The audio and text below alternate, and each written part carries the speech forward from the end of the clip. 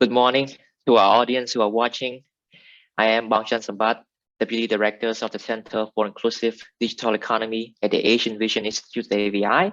I would like to welcome all of you again to another episode of our program called the Digital Talk Series. Today, we are talking about artificial intelligence and its implications on modern society. And I'm very thrilled and fortunate to have Dr. Yean Seanglidet with us this morning. Dr. Seanglidet received her bachelor degree of engineering and PhD degree in computer science from Nanyang Technological University in Singapore in 2015 and 2020 respectively. Since 2020, she has been working as a research fellow at Singtel Cognitive and Artificial Intelligence Lab for Enterprise. And her research interests include signal processing, navigation system fusing with the intelligent systems, and multidisciplinary projects under the umbrella of well-being of future healthcare. Before we really start, I want to inform our viewers that all opinions expressed by the speaker in this session belong to our speaker and do not necessarily represent the views of AVI. With that in mind, I want to kickstart our conversation. Good morning, Dr. Seanglidet. Good morning, Sambath. Good morning, everybody. How are you today? Oh, awesome. Awesome. Thank you for joining us. We really appreciate you taking the time to speak to us this morning. So let me begin by the first question. Can you please talk to us about what artificial intelligence or AI is and why is it important in today's economy? Okay, so I think it's a great question to actually start off with our topic, especially to just clear our doubt what is AI, artificial intelligence, and machine learning, right? So I just want to keep it short. AI is referred to the algorithms that learn from data intelligently and independently. Independently means that they do not have much of a human interference in terms of their learning. And machine learning, to me, is a subset of AI, where it's represent the ability of the algorithm to learn from the data. And usually machine learning focus on the spotting of patterns and also to learn how to react in a new situation, which they usually generalize.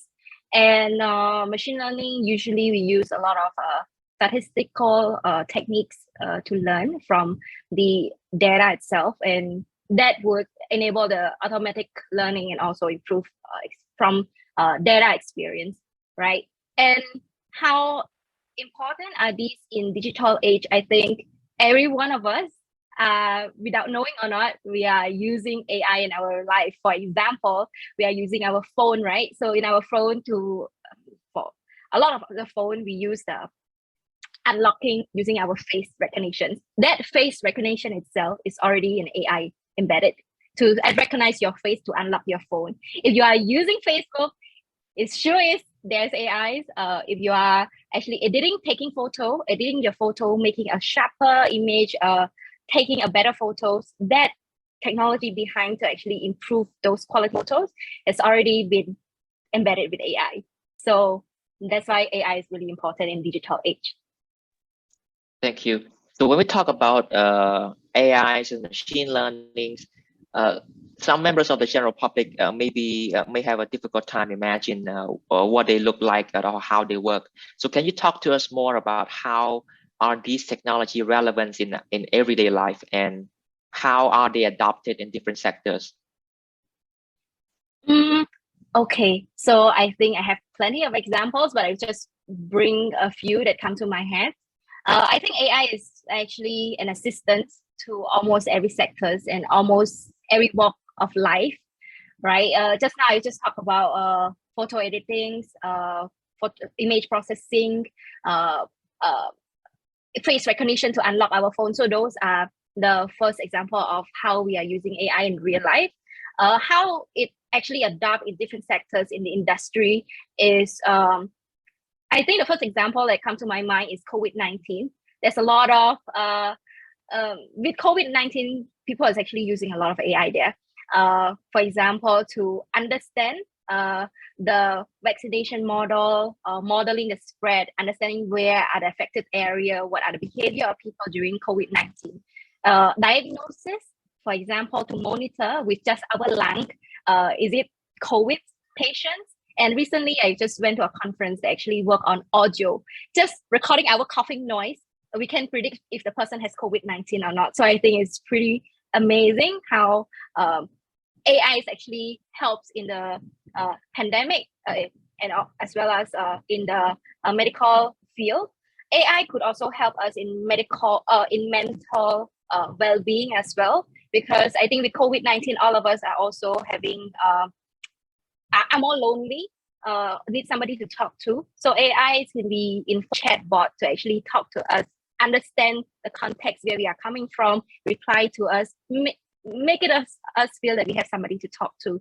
And with in Singapore, it's actually there's this mental well-being chatbot that, for example, you feel anxious, you can talk to the bot will guide you through the process of understanding your anxiety and then calm yourself down. So I think that has actually helped us in many levels. Another example I want to bring up is actually toward agriculture, because I have been in other talks before, and some of the audience actually bring up how AI is actually benefit us in agriculture. And especially, I think it's important to Cambodia. I did a bit of search, although my area is not in agriculture. Actually, AI has been used a lot in understanding the market demands. It's actually to predict the risk of the crop failure as well, to understand the breeding seeds, how to choose what are the seeds that would yield the crop that is less prone to the disease, for the crop to adapt to weather better, and as well as to monitor. We can actually put a sensor on a soil to understand what whether the soil health is great, whether your crop needs more nutrition, and also to help you predict when's the best time to harvest your crops. So I think there's so many applications in agriculture. So yeah, it's just on a hindsight what I could say how AI and ML can be adopted in different sectors in the industry. Yeah. My next question, I want to talk about the effects that AIs and machine learning have on workforce.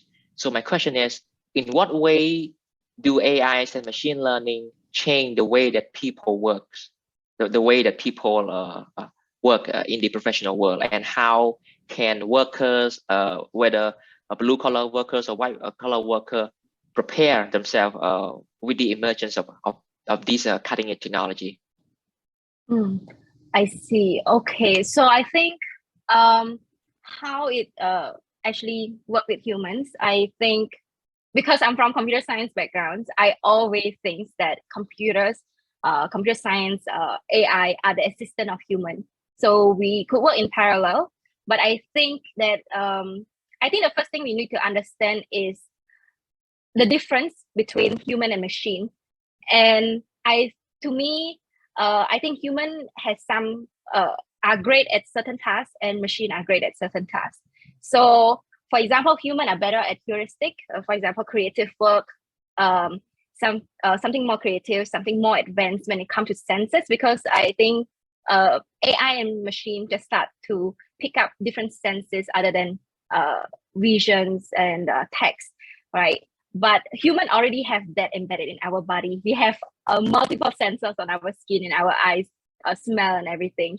And we are great with generalization, with intuition. So when we see something, see a problem, we just know how to solve for problem solving. But I think for computers, for AI that is infused into the machines, are better at defining bounded questions. Although there are AIs that try to solve general problems, but I think the part that really excels right now is toward a more defined problem. For example, we need AI to help process the image. AI can do that. We need AI to solve math question. AI can do better than human. If you need AI to remember faces, they can remember faces, figures, numbers better than us.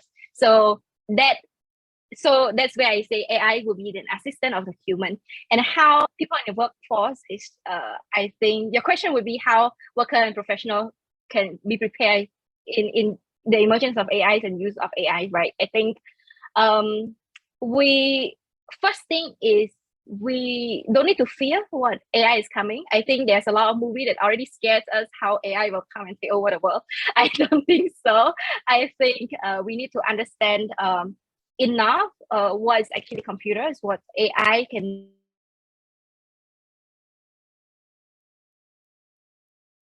It's come to lifelong learning. I think all of us, I'm talking from my experience from being a 90 kids. So at that point of time, computer was not very much used, but now everyone are already skilled with computer, right? So we can learn how to use computer. Definitely we can learn how to use AI to assist our problem solving. So all you need to do is actually reskill yourself, upskill yourself, and start learning what AI can do. Yeah. So since you're based in Singapore, I believe that you must have a broad understanding or a broad perspective about how AI and machine learning, how the deployments and developments of AI and machine learning look like in Southeast Asia regions. So can you talk to us about that? What does the landscape look like right now?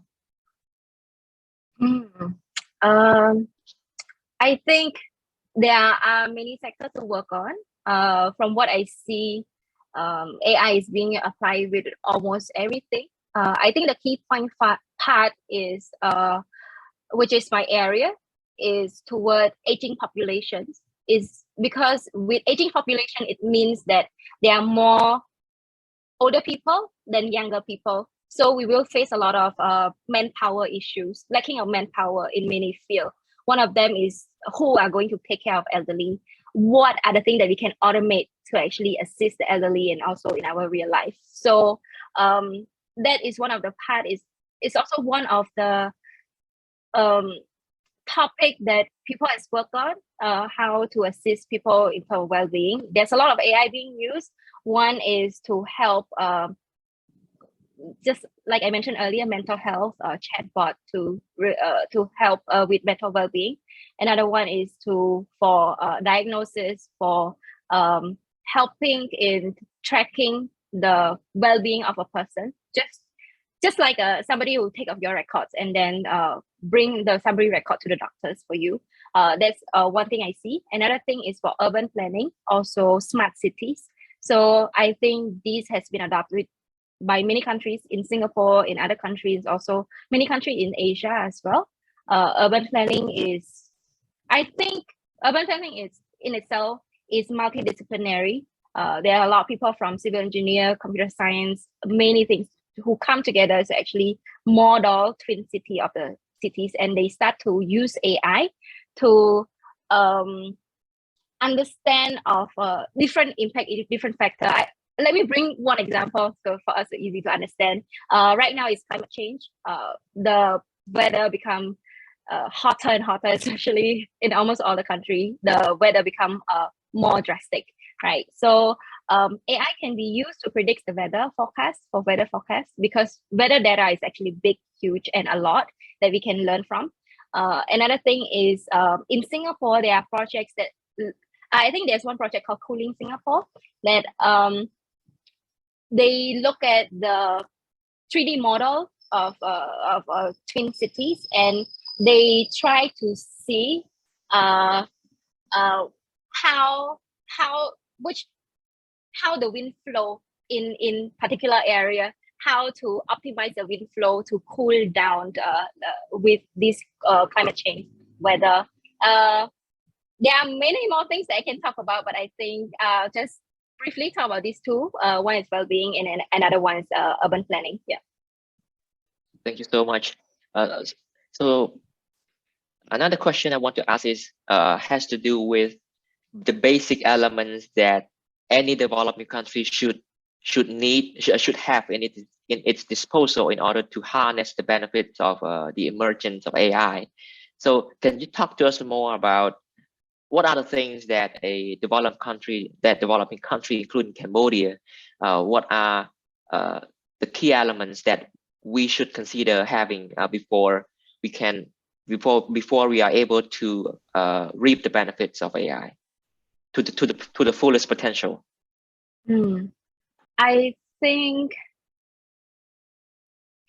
I think I would say this is from my opinions. I would just wrap it out in very few points. I think first is human resource, and it is very important to actually have somebody to understand the application of AI, also the research of AI is how we are going to go, because AI can be applied in almost every sector in the country. So without a doubt, we need that human resource to be able to harness the technology, right?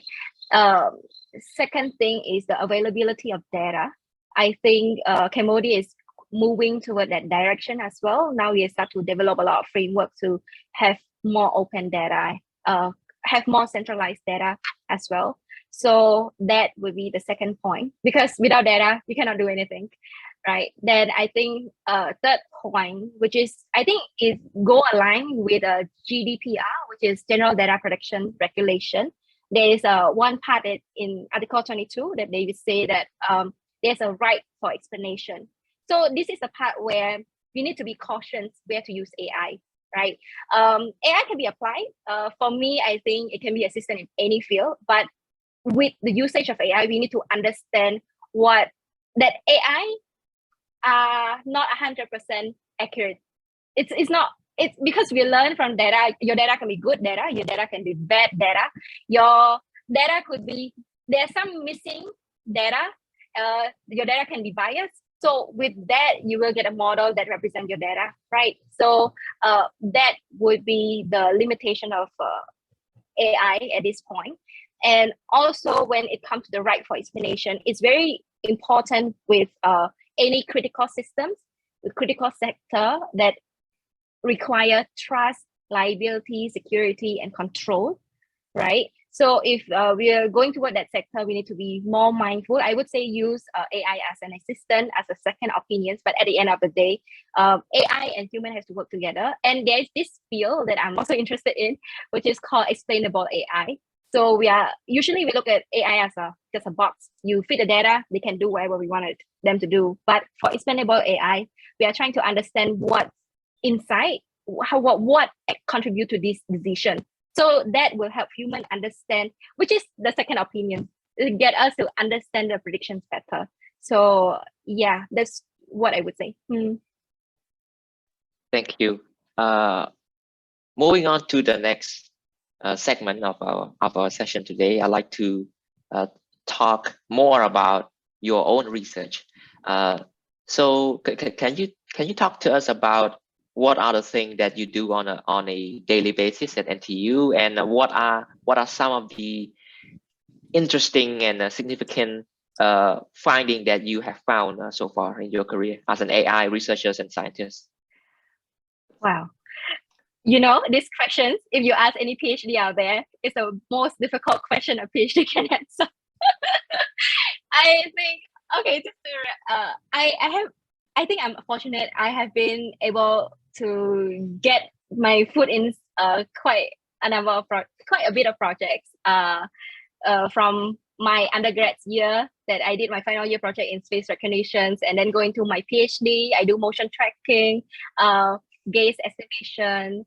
Currently, my work is on indoor localization, navigation system. As you know, the keyword is navigation system. In a layman term, is like GPS that you can use outdoor and indoor. Because GPS is, the signal will be blocked once you go into a big shopping mall, underground mall, or underground train station. So with that, it comes to indoor localization technology, is basically to know where you are based on signal that you get from different things. My focus is basically, because my background is on signal processing, so I work with signal. So the signal I'm looking at is a Wi-Fi signal, Bluetooth signal, our phone Bluetooth signal. Yeah, those are the things that we combine, work together in order to know where we are in a building. And my upcoming projects is, it surprised me as well when I got the project. I'm the one who wrote the grant, but at the end of the day, it surprised me with that project, because I'm using my knowledge in AI, especially the image-based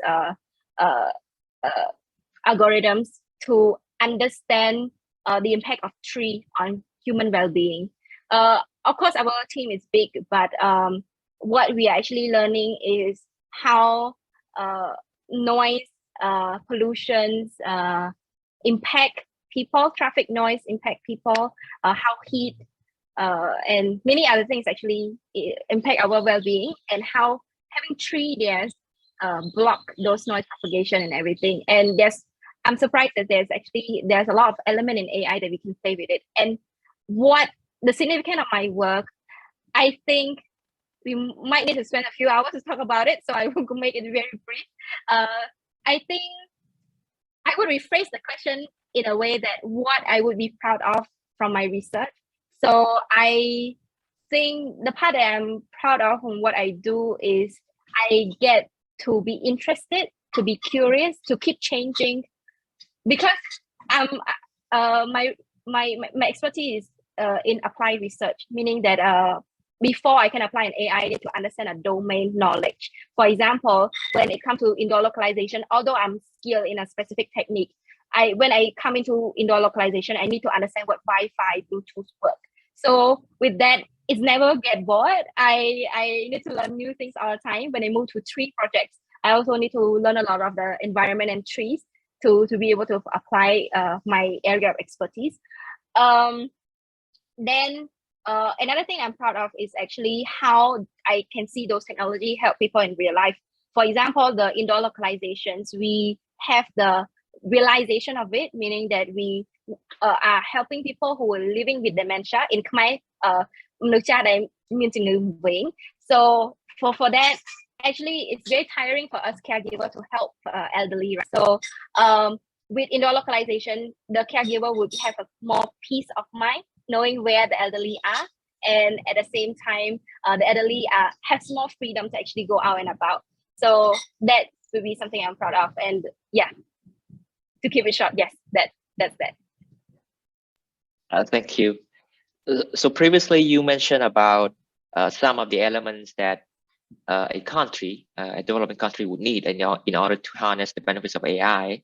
But I want to hear more from your personal experience about what are the key what are some of the significant challenges that you have faced in your field as a professional researchers in AI.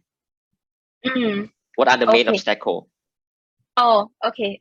So basically the obstacles are in doing research in AI, right? So I think I want to take this opportunity to answer the question in two ways. One is, what are the obstacles doing research in general? I think a lot of us, I think it's not just people who have PhD or master degree, people who do bachelor degree who has gone through some research process, they would understand this obstacle. And another part, I will touch on what it is like research in a field of AI, right? So first of all, the challenges in doing research is, I think it's challenging in itself when doing research. First of all, from my perspective, when we are looking at a solution, we are trained to actually look at it and think critically. Why is solutions like that? Because usually when we have solution, we just use it. But when it comes to research, you have to look at the solutions with skeptical eyes. Like, what are the loopholes? What are the missing points? Can I improve from this? And our work is actually find that loophole. Once we find a loophole, we have to develop a hypothesis, research question, methodology to solve the problems. Once we know how to luckily find that loophole, develop methodology, we need to do experiments to actually prove our solution works, right? When it comes to do those experiments, there's a lot of fail attempts before we able to come back, reflect, change it, make it work. And I think, of course, throughout the research training in a PhD and a master, we know the systematic way to go about it, but at the same time, we still meet a lot of failure when it comes to those experiments. After you're done with experiments, you need to write paper to tell the research community, hey, I found this something new. You guys want to adopt my work? So with that, this work that we do, write up, will meet a lot of peer review. Peer review means that there are other people who are expert in this area, more experienced than us, read it and then give us feedback. So when from the feedback, they can accept your work or reject your work. So with that sense, after a lot of failure, you can still meet with a lot of rejections when it comes to your work, and also critics. So get you to reflect and improve your work, of course. But I think when I first started with research, I actually faced a lot of failure as well. And then from that, it's all about persistence to actually come back up to do it again. Tomorrow is a new day. And then after that, is to be able to reflect and not taking those criticisms personally, because it's all to improve the work. It's all for greater goods. It's not you that you are a failure, that you cannot do it. The second thing is research in the field of AI. So I think AI is very fast, moving very fast. If you have an idea, you have to act very fast, because there's somebody in somewhere in the world has similar idea to use. If they do it first, prove it first, post it first, then your idea is no longer a normal idea. So you have to act really fast. Another thing is data. People who have good data, usually they can produce really good research, detailed research. So from my experience, I spend like 70% of my time to actually look at the data, understand the data, process the data, clean the data in order to use the technique that I know of. So yes, that would be my personal challenge when it comes to research in the field of AI. So what motivated you to pursue a career in computer science in general, and specifically in AI and machine learning? I think it's very much for myself to let myself pursue what I'm interested in. So I have been this way since I was in school, in primary school, high school in Cambodia. I think I'm pretty privileged that my family support in any way that I want to go. For example, in high school, I love solving challenging problems in math, physics, such that. And then I just let myself go. I find computer interesting. I go into computer science. And then at the end of my final year, I took a specialization in intelligence systems. And at that point, I can either be software engineer or go further. And there's nothing wrong being software engineer. I think it's great in itself. But at that point, I knew I want something more. I'm more curious in something in intelligence systems. So I just go ahead and go with it. And from there, it just takes off. And it's not all smooth, fun and game and everything, but I just find myself keep going in that. So I think that motivates me, just keep going through your interest and curiosity. Thank you. My next question, I want to talk about the roles of women, the roles of women scientists and researchers in cutting-edge technologies. So my question is, how significant it is to have women participating in such field as AI and machine learning? Okay, so I think,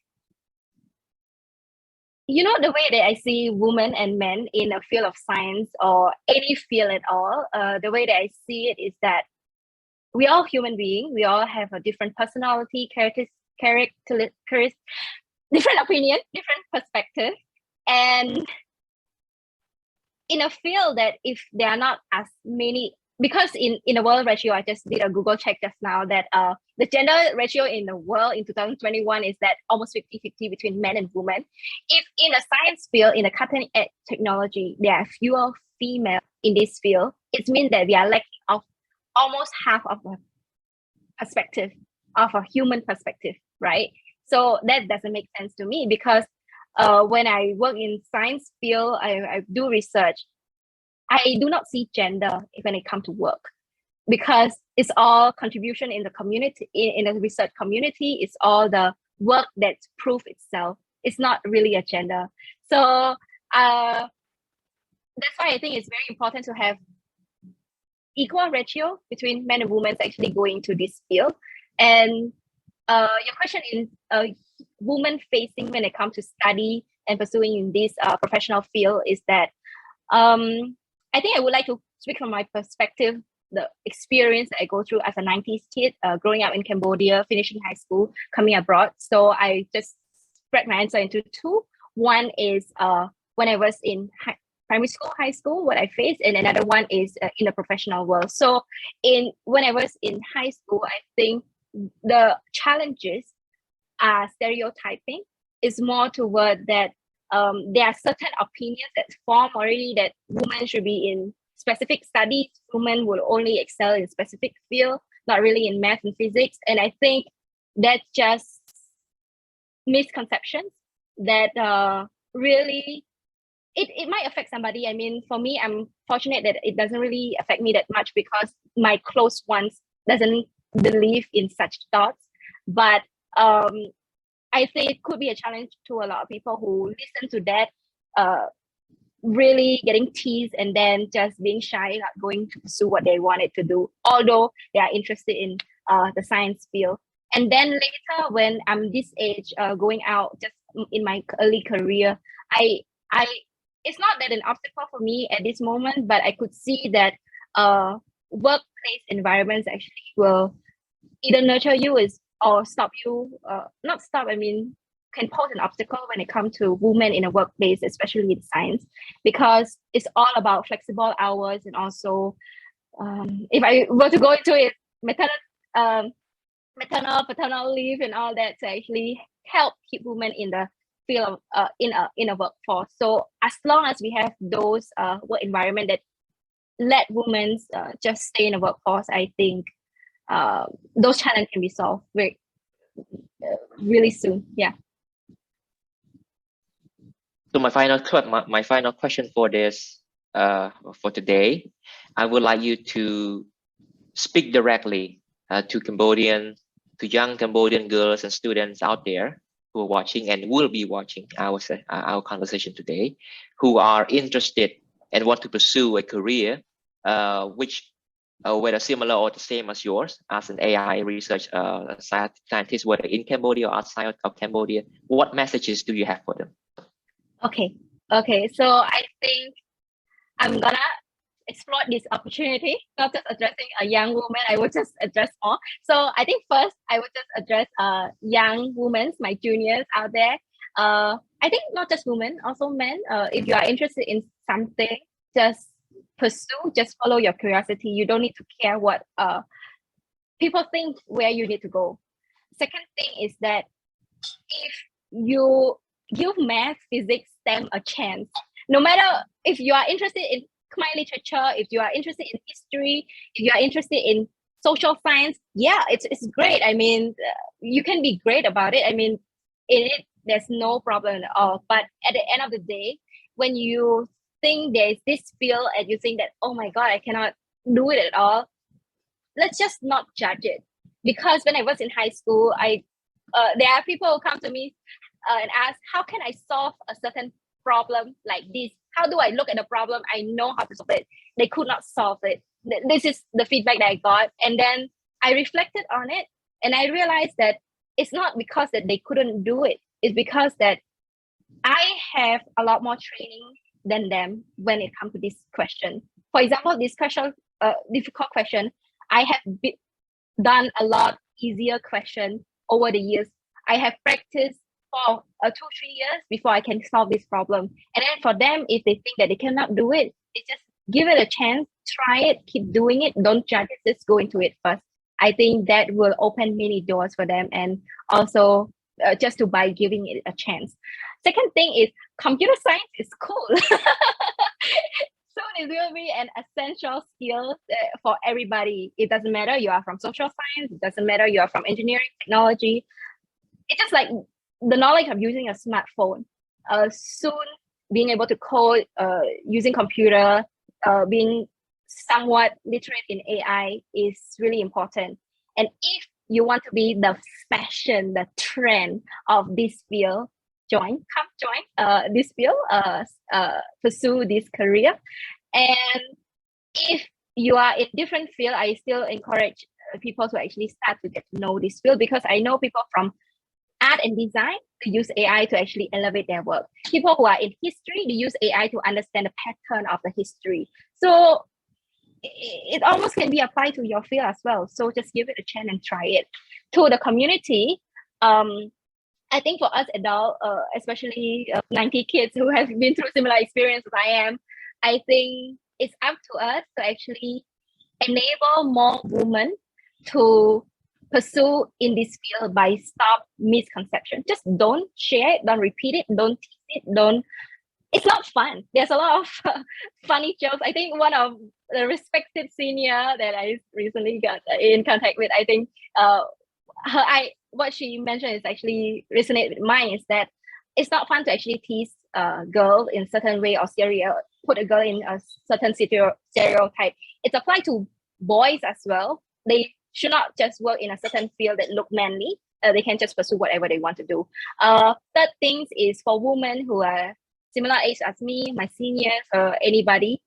If we are in a field already, we can just inspire one more person to pursue in this field or just pursue what they wanted to do. Let's just do it. Yeah. Thank you so much for your candidness and insightful perspective, both professionals and personal perspective as a researchers in AI. So this is the end of our 11 episodes of the program. I want to thank our speaker, Dr. Yean Seanglidet, for talking to us this morning. We really appreciate your insights and thank you for taking the time. I also want to thank our audience for tuning in. If you're looking for more information about our programs or about AVI's activities, please don't forget to subscribe to our Facebook page, Telegram channels, and other social media platforms. Thank you for joining us, and I hope to see you all again soon. Please stay safe and have a nice day. Thank you. Okay, we are offline, Bong. Yay! It was a great discussion.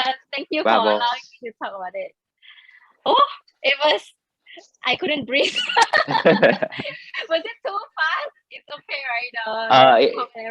It was, I mean, for me, it was very engaging, and so because it was so engaging, it's